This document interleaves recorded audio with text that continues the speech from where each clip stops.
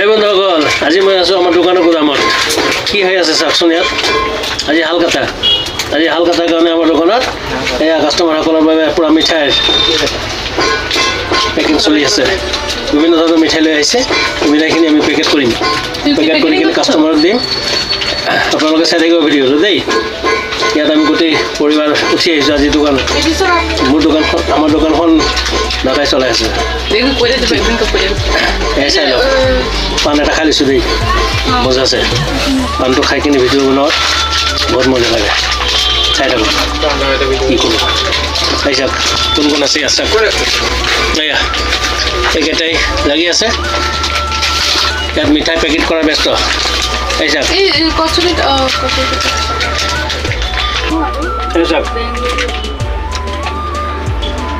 ৰাতিপুৱা পূজা কৰিলোঁ, পূজা কৰি উঠি কিনে এতিয়া এই হাল কাটাৰ কাৰণে মিঠাইৰ পেকেটিং চলি আছে।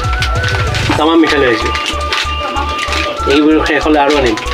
আজি গোটেই ৰাতি কাষ্টমাৰসকলক গোটেই ৰাতি ধৰি কিনে মিঠাই খুৱাম। আপোনালোকে আহিব দেই মিঠাই খাবলৈ। চাওক চব মিঠাই, ডায়েবেটিছ নহ'লে হ'ল খাই কিনি। চাওক আৰু আছে গোটেইখিনি নেদেখাম। ইয়াত বহি আছে দাদা আৰু ভনীয়ে আহিছোঁ। ভালকৈ চাই লওক, চাই দিছে ভালকৈ মুখখন চাওক চাবলা। এইটো মোৰ মিছেছ, তাই অলপমান ষ্টেটত আছে।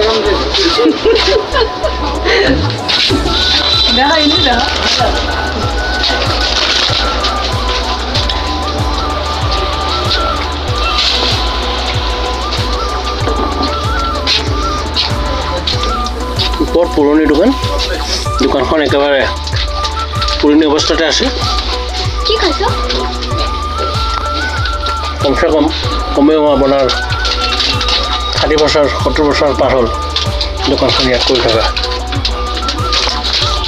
আমাৰ দেউতাই কৰিছিল প্ৰথমতে, দেউতাই ঢুকোৱাৰ পিছত এতিয়া আমাৰ মাজু দাদাই কৰে।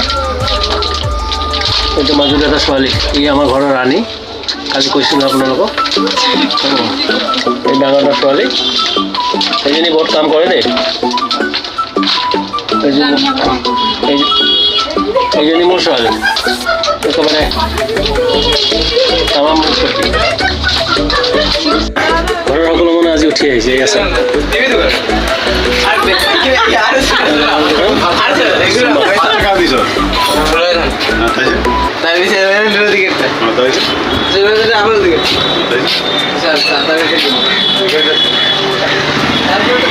এইজন আমাৰ দাদা হয়। দোকান বৰুৱা ষ্ট'ৰ বুলি ক'লে ৰাঙাপাৰা সকলোৱে চিনি পায়। ৰাঙাপাৰা টাউনৰ বাহিৰত নিশ্চয়।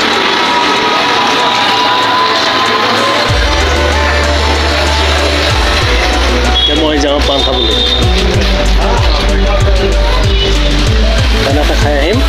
তাৰপিছত পুনৰ মিঠাই বনোৱাৰ পেকেট বনোৱাৰ কামত ব্যস্ত হ'ম। বন্ধুসকল, বছৰৰ প্ৰথমটো দিন বুদ্ধ মন্দিৰত আহিলোঁ।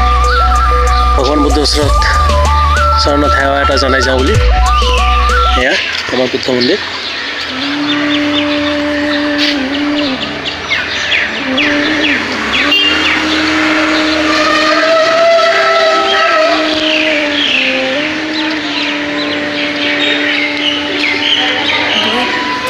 বৰ্তমান ভিক্ষুগৰাকী উপস্থিত নাই, তেওঁ কিবা এটা কামত বাহিৰলৈ গৈছে।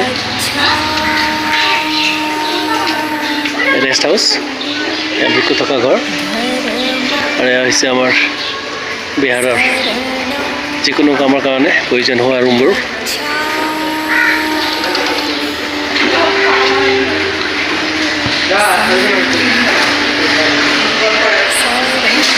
এয়া হৈছে আমাৰ বুদ্ধ মন্দিৰ।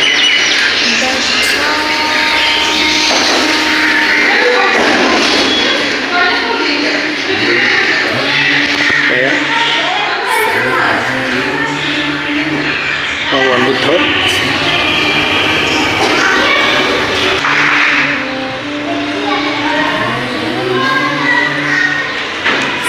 আমি নতুনকৈ ফল চিলিং লগাইছোঁ।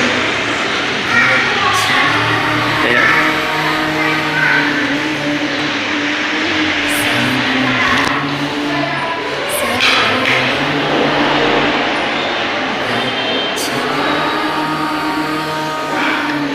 আছে বন্ধুসকল চাই থাকিব আজিৰ ভিডিঅ'টি মানে মই সেৱা এটা জনাই কিনে ঘৰলৈ যাম আপোনালোকে ভিডিঅ'টো ভাল পালে লাইক কমেণ্ট আৰু শ্বেয়াৰ কৰিবলৈ নাপাহৰিব পুনৰ লগ পাম ধন্যবাদ